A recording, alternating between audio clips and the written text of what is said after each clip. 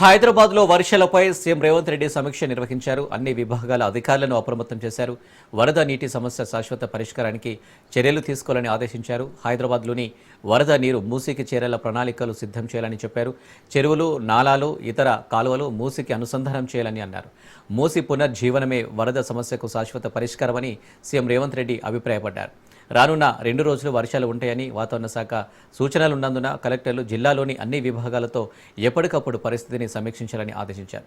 Traffic ఇబ్బందులు లేకుండా, విద్యుత్ అంతరాయం లేకుండా అధికారులు తగిన చర్యలు చేపట్టాలని ముఖ్యమంత్రి ఆదేశించారు.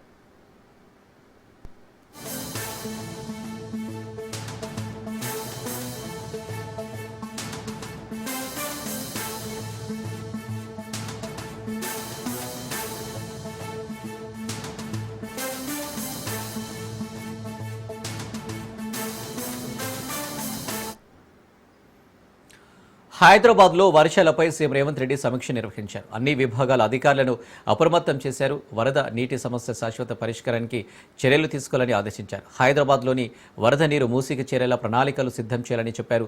చెరువులు, నాలాలు, ఇతర కాలువలు మూసీకి అనుసంధానం చేయాలని అన్నారు. మూసీ పునర్జీవనమే వరద సమస్యకు శాశ్వత పరిష్కారమని సీఎం రేవంత్ రెడ్డి అభిప్రాయపడ్డారు.